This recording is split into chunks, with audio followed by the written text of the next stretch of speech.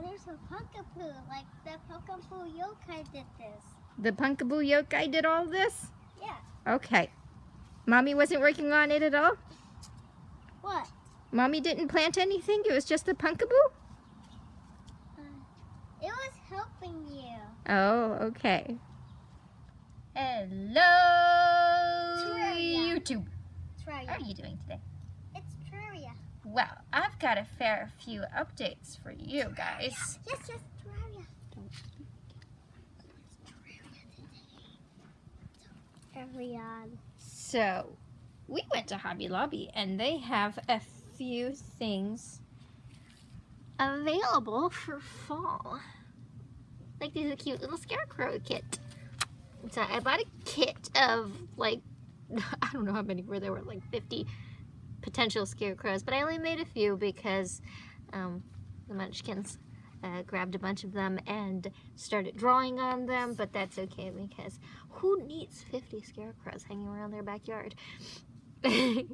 So aside from the scarecrows, we got our cantaloupe seedling doing just fine here. And we've got, yeah, we got our pumpkins here. These are our spookies. These are the smaller ones. Dun, dun, dun, dun. And this one over here. Is this a new one? This one's a newer one? I think this one's a newer one. Yes, they are growing so fast that I can barely tell them apart at this point. Of course we can tell this one's a newer one because it's still rather small. It only has one true leaf. This one over here, that's actually might be my biggest one. And of course another happy scarecrow watching over things. And this one over here, which I thought was going to be my biggest, but it is runner-up, which is kind of funny to me given that this one gets the most light out of everything. How about just like this? And the rest of these guys, they get a fair bit of light, but then they get shade from the house for the hottest part of the day, which I actually think is helping. Oh, look at this. I put fertilizer down for these guys. For the first time, I'll be showing you what fertilizer I chose in a moment, but my garden fork is all twisted, so I ended up using the kids' garden fork. Actually, everything has been fertilized today except for the corn, and I don't think I'll be able to do that today. I'll just end up running out of time, but that's okay. I'll do it tomorrow. It's not too bad. So, little concerned about my corn, and I'm gonna tell you why. Another little scarecrow over there. Check her out. She's so cute because she's got all the sunflowers on her hair. Stutter, stutter. Okay, back to my corn.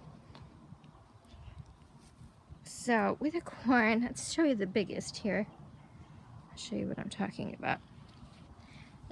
It is about, almost chest high. And it's already starting to put shoots out where the corn will reside. And if we peek in here, I might be able to get you to see. It's a little hard to see. Can we get you to see it? Can we get you to see it? Can I pull this back without injuring it? Much easier to see with the naked eye. There you can see over there next to my finger, that finger. I don't know if you can see it, but those are the tassels that come up when the corn is mature. And I don't know about you, but I don't think this corn looks mature. I was pretty sure that it was supposed to be a good twice the size that it is now, and there are 3 of them that are doing that. So I don't know if they're coming up premature because it's always at least 90 degrees out here every day. So I don't know if they're bolting. So I might not get actual corn again this year. Definitely get decorations, which is fabulous, but I'm not sure I'm gonna get any corn. So next year, definitely gonna have to try to get those in the ground a lot earlier. Over here, well, I haven't fertilized this place yet, but I'm definitely going to, probably as soon as I wrap up this video, on all of them. Here are, so 2 of the 3 jack-o'-lanterns that I stuck in here came up. I'll probably end up keeping both of them and trying to train the vines to go that way. It was supposed to act like a living mulch for the corn. Might be another one coming up over here. See, this soil is cracked. We'll see. I'll see you tomorrow. Bye-bye. And we've got some massive bug damage going on here. That's the only sunflower that came up. So we're gonna have to try to make up some kind of homemade bug repellent. The spiciest things that I have inside my house is California chili, because we don't like spicy things. See what the munchkin over here is trying to crush. I brought up some new sunflower sprouts. They're acclimating right now. And I put down 8 of them, and I got 7 of them to come up. So I'll put them in the ground when I wrap up also. Got our tomatoes here. I'm afraid I don't remember which tomato is which plant because I didn't bother to put the marker down. So when we get tomatoes, we'll see. I think I got black Krim and, no. It was Cherokee something. And then Brandywine, pink Brandywine. Cherokee something and pink Brandywine, I think. We'll see. We got our amount of flowers here. And some more flowers coming up soon. I did still put a dressing of fertilizer down because, I don't know about you, but they look like they should have more leaves by now. They look like they're mostly stem and like no leaves. Except for this one. This one's nice and leafy. And then what we got going on over here with this craziness, a viewer suggested that my problems with the seeds was occurring because the soil was drying out too fast, and I tend to agree. 1, because of the heat, and then 2, because the soil is quite sandy. And of course, really good for drainage, but not so good for anything else. And so what I'm doing, I put some more seeds in today. Got a new pack of jack-o'-lantern seeds because the one from the former pack that I had gotten, I really don't like them, and I think they weren't helping issues either because they were so paper thin. I actually had to open up a couple of seeds just to make sure there was anything in there that could sprout. That's how paper thin they were. Saffron, please don't play with that. But planted them up, watered them really thoroughly, and I've got these cardboards on top of them so that hopefully the water can remain long enough for them to sprout. I heard that suggested for carrots that really don't like being dried out at all. So if it'll work for carrots, hopefully it'll work for pumpkins. I didn't wait for them to sprout because we have about 107 days left on the calendar until the first day of fall. It's about 100 days to fruit, to harvest for the plants.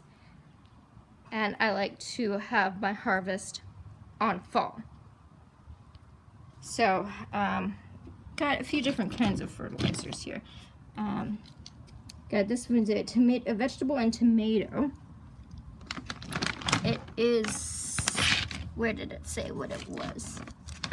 What's the NPK on this guy? It's a 274. And this one is an application of once a month. So I always hear from Pro Gardeners. Don't ignore the application suggestions. Don't think that you can just put a little bit more on there, because oftentimes they'll either burn your plant or their pH is off, and they'll make your soil too acidic if you try to put too much. So I did as best I could, just trying to do them as recommended. I put this fertilizer down over there where I put the seeds. Yes, actually Zephram helped me. Zephram was the one that fertilized the plants. He's a very good fertilizer. And I put them on the pumpkins, as I said. I'll be putting them down when I plant the new sunflowers. And I'll be putting them on the pumpkins over there on the little hill. This one, it has actually a pretty similar NPK, Tiger Bloom Extra Strength. If you look at the application recommendations, it's every other watering. So for me, that'll be every other day. And I really wanted the extra nutrition for the Amish pie pumpkin, the Maxima that I have. And as an experiment, I'll also be doing the same fertilizer for the jacks that are right next to it. See if that does anything. I also, once a week, I have a urea fertilizer, which is basically all nitrogen. So I'm only doing that once a week because, of course, you don't really want to burn your plants with pure nitrogen. So try to take it easy with that one, but also doing that. A little bit stronger application for the Amish pie. And I'll show you that one right now. And a new watcher, actually, along with the scarecrows. I'm fairly certain it's one of the neighbors that picked this one up. And I put that there as the marker. A little girl that was right over here. So, this is my Amish pie. It's doing lovely. It has its second set of true leaves coming up. I put down a whole heap of shredded paper as a mulch. Try to keep this guy moist. I'm putting a gallon of water for now. As it grows, I'll keep getting more water for it. Gallon right now, 2 gallons, and then 3 gallons, and then I think the recommendation for a giant is up to 4 gallons of water, so that's what I'll be doing for this guy, up to 4 gallons. And I think as I increase the amount of water, I'll increase the amount of fertilizer that I put on it. This guy got the same fertilizer. All 3 of those came up, which is fabulous, and I really think it's because of this late day shade. It's got sun all day, and then this ash tree over here blocks the sun really, really late in the day, so it can keep the water retained in the ground. And then over here, same fertilizer. I put it on for the pot of sunflowers and marigolds. Marigolds are so slow to grow. Just seems so slow compared to the sunflowers, which honestly kind of look like they're almost ready to flower. I don't think so. They're supposed to get about 3 feet tall. So at least you'll be able to see it from outside the pot. But I might have to replant some other type of flower to go with the marigolds after the sunflowers are spent. So that's my update. I will talk to you guys again next Monday. Have a great week, and I want to see everybody's video.